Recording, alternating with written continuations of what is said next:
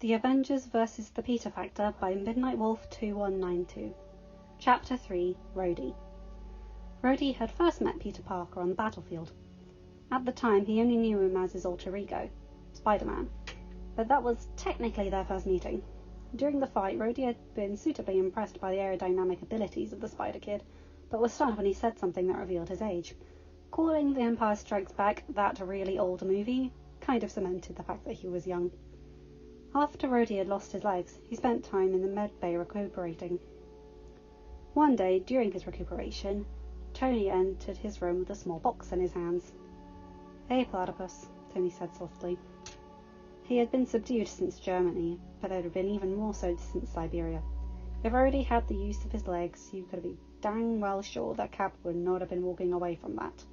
It's one thing to leave an enemy wounded in a place like Siberia, but it's another, entirely more horrific thing to leave someone you once called a friend.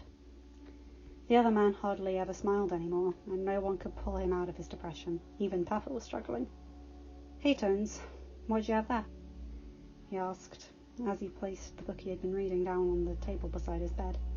"It's a present for you, from the Spider-Kid," Tony replied, with a soft smile on his face made Rhodey smile too.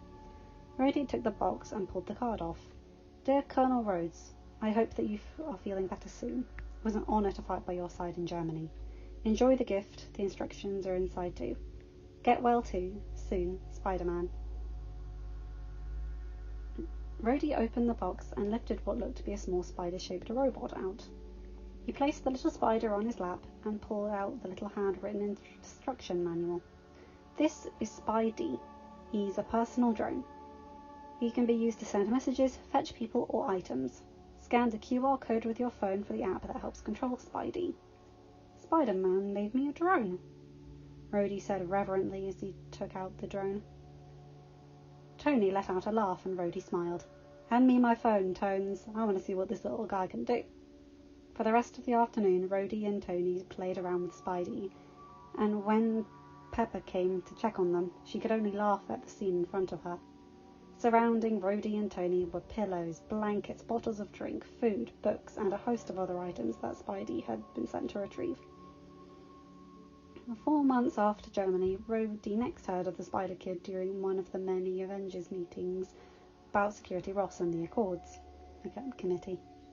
It was the first time, surprisingly, that he and Pepper had been able to pin Tony to his seat. "Stark, there's nothing about the Accords that needs to be changed." Ross hissed out again, and Tony glared at him. "Unless you suggest adding a clause to allow for the detainment of those mutant freaks like that spider freak, then this meeting is over." Tony was halfway out of his seat before Pepper or Rhodey could respond. They managed to pull him back, but all the Accords board had backed away at the fury on Tony's face. "How dare you?" Tony's voice was low and dark, the sound sending a shiver up everyone's spine. Ross actually looked afraid at the dark gleam in Tony's eyes. "How dare you?" "Stark," Ross tried to interrupt, but Tony held up a hand to silence him. "Don't. There is no digging yourself out of this hole," Tony hissed, and Rhodey tightened his grip on his best friend's arm. "That spider freak, as you so eloquently put him, is more of a hero than any of the Avengers combined. Sure, he doesn't handle the world crisis level events, but he helps the little people. In the short time he has been active, he has done more for the good of New York than you've done for the entire flipping country. New York's rates of crime have decreased drastically since Spider-Man became active. The only reason he is labelled as a vigilante because of news organisations like that dung pile the Daily Bugle have labelled him so." "Could you show us an example, Mr. Stark? We have not heard of this Spider-Man in Wakanda," Nakia, T'Challa's chosen advocate, asked, and Tony nodded. He typed a few things onto his tablet, and soon videos of Spider-Man were being projected onto the screen behind Ross. The committee watched as Spider-Man rescued cats out of trees. That had the delegates of Spain, France, Germany and Japan cooing slightly, stopped inconvenience store robberies and the like. The most telling videos, however, were the ones where Spider-Man saved a bus full of children from crashing, and when he helped FDNYN evacuate an apartment building during a full-scale fire.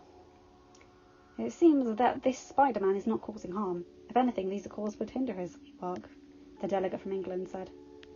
"Provided he continues to work on the small scale. Ross, you call him a mutant freak again, and I will end you. Not just your career, but you as well. Tony hissed out before Pepper could stop him. For the rest of that particular meeting, Ross kept his mouth shut.